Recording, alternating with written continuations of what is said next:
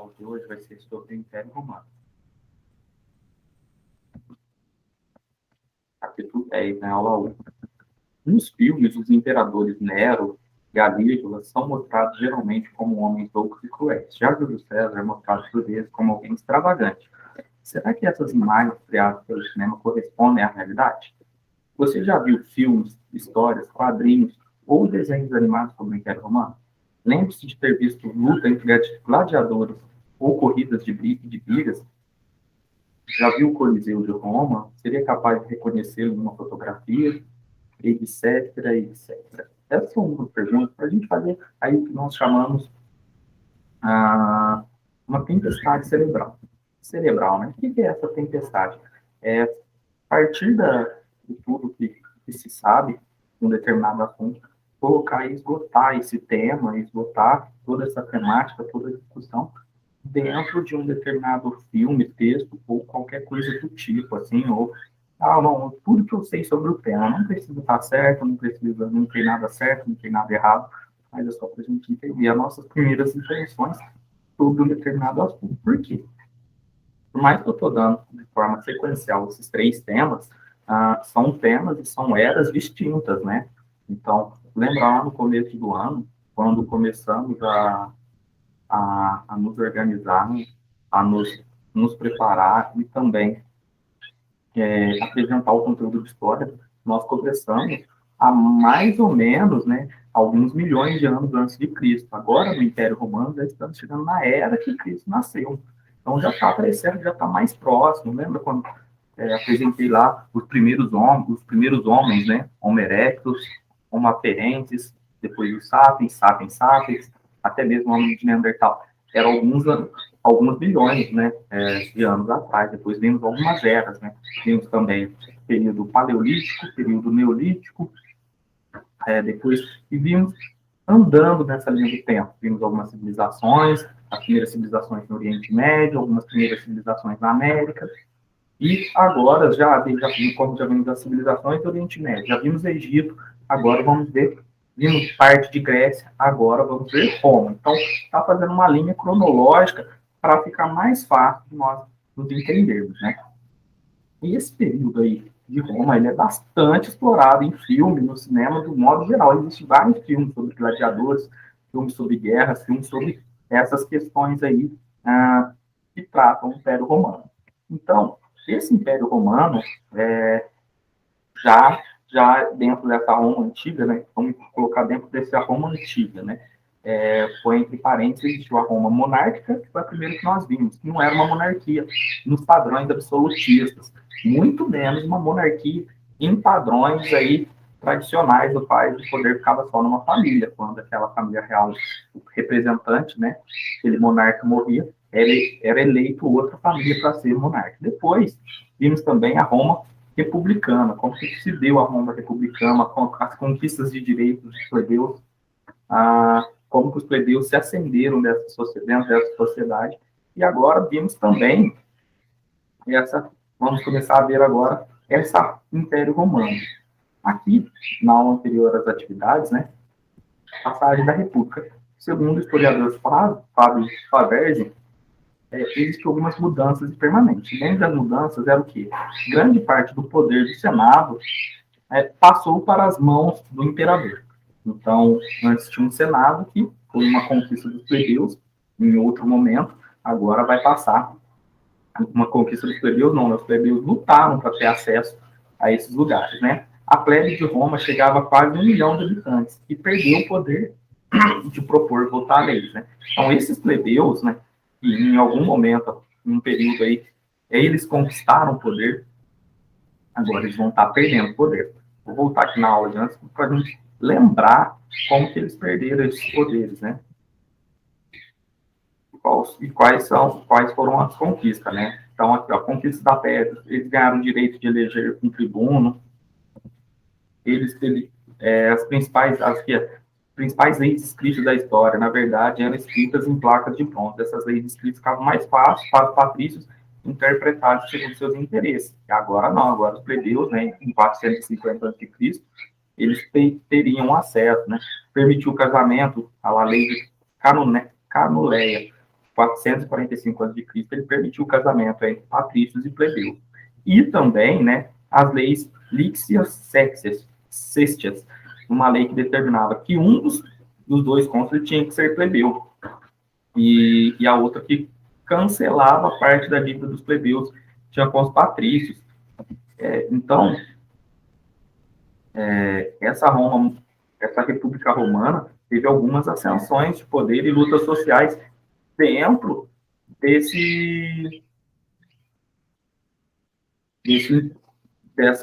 território aí que chamamos de Roma. E permanências, quais são as permanências, né?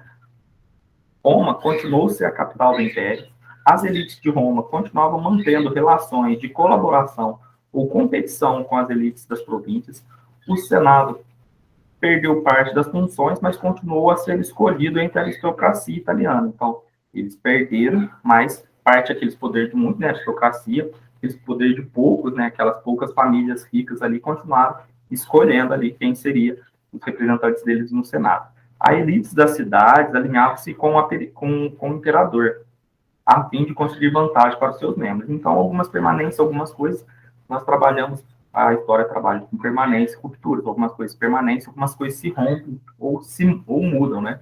Tem alguma mudança. E foi dessa forma. E tudo isso vai acontecendo, algumas coisas são de forma brusca e outras lenta e gradual. Vamos ver aqui o texto. O governo do imperador Otávio Augusto, né? Vimos que Otávio Augusto e seus soldados venceram forças de Marco Antônio quando o fim da República, em 27 a.C., estabeleceram um novo regime, um império. Na condição de imperador, Otávio Augusto podia agora propor leis e rejeitar leis. Então, ele poderia articular as leis, né? Ele poderia propor alguma lei, inventar alguma lei, e também ele poderia, se caso viesse aquelas leis do Senado, aquelas leis, eu vou ter que nós não quero essa lei. Convocar o Senado e as assembleias e intervir militarmente em Roma, na Itália e em todas as províncias romanas. Aproveitando disso, ele promoveu uma série de reformas importantes. Ele definiu os limites do Império Romano e enviou tropas para proteger suas fronteiras. Ele distribuiu terras aos soldados e trigo à plebe. Então, o que ele fez? Então, ele vai distribuir terras aos soldados, vai dar algumas terras para eles. Olha, vou te dar determinadas terras, vocês cuidam dessas terras. Ele vai definir os limites. Como tinha uma fronteira, acabamos de ver aqui, ó, ele começa a ele proteger suas fronteiras. Vamos imaginar aqui, voltar nesse mapa aqui do século I a.C., até enquanto, quando nós estamos falando de Otávio Augusto, é o que está de amarelo e rosa, a parte de Otávio Augusto. E isso, o Otávio Augusto vai estar organizando para proteger suas fronteiras, para que ele não perca território, porque é um território bastante imenso, e sob o governo de um só lugar, né? Por isso que eles vão chamar o mar Mediterrâneo de Mare Nostrum, né? Nosso mar. Então, se vocês olharem aqui, boas partes aqui do norte da África, parte aqui da Ásia, a Palestina, o Egito, a Macedônia aqui, né? A Capadócia, a Ásia Menor, a parte aqui da Macedônia, os Balcãs, todos eram deles, Península Ibérica, parte aqui da onde que é a França hoje, tudo isso era território do Império de Otávio Augusto e depois de Júlio César. Então, ele começa a delinquir. Outra coisa que ele vai fazer, ele confiou a administração de algumas províncias aos senadores, enquanto manteve outras, como o Egito, importante fornecedor de trigo, a Roma, sob sua responsabilidade. Por que ele mantém isso sob sua responsabilidade? Ele não pode só beneficiar uma classe, senão ele não tem poder político. Isso é mantido até hoje nos governos atuais do Brasil. Então, o que ele começa a fazer? Ele começa, como lá era um grande fornecedor de trigo, e ele está, a gente fala que ele distribui terras e trigo à plebe. Então, ele dá trigo, com o trigo a pessoa consegue fazer uma série de outros alimentos, que eles vão conseguir, né, se alimentar. Então, ele modernizou a cidade de Roma. Na época, ela tinha cerca de 1 milhão de habitantes e passou a ter um prefeito, um corpo de bombeiros e monumentos que glorificavam o governo. Então, ele começa a organizar uma estrutura política e social dentro da cidade. E começa a organizar essa cidade de Roma, além do Coliseu, ela começa a ter outros atrativos, né? para que a população daquela época não ficasse totalmente insatisfeita. Lembrando que era 1 milhão de habitantes dentro da cidade de Roma. Vamos lembrar aí, para assim, 1 milhão, para ficar mais fácil, aí seria 10 Poços de Caldas de habitantes para dar 1 milhão de habitantes, né? Quase uma Belo Horizonte aí. Com essas reformas, Otávio Augusto, ele, com essas reformas de Otávio Augusto, o Império conheceu um longo período de estabilizado, denominado como Pax Romana, que durou mais de 200 anos. Lembrando, ele não viveu todo esse tempo, né? Mas essa Pax Romana, essa paz romana, durou tudo isso. Por que chama de Pax Romana? É um período onde não teve guerras, onde não teve conflitos, onde não teve conflitos de interesse e nenhum outro tipo de conflito. Então, tudo isso vai acontecendo nesse determinado período. Aqui, ó, durante esse período, cidades do Império ganhavam estradas, teatros, aquedutos, termas, fontes, fronteiras que foram fortificadas. E sob o imperador Trajano, em 177 depois de Cristo, o império atingiu a sua expansão máxima, a sua máxima expansão. Aqui, ó, eu pus essa imagem com um relevo em mármore, em uma antiga construção de Roma, do ano 9 a.C., né? Ao centro vê umas figuras de uma deusa Telos, a deusa da terra, ladeada por duas personagens femininas, que representavam o ar e a água. A escultura é uma homenagem à prosperidade alcançada durante o governo de Otávio Augusto. Então, quando falamos aqui que ele modernizou a cidade, né, e monumentos que glorificavam seu governo, ele começou a representar isso dentro das suas imagens, dentro dessas questões que já estavam ali.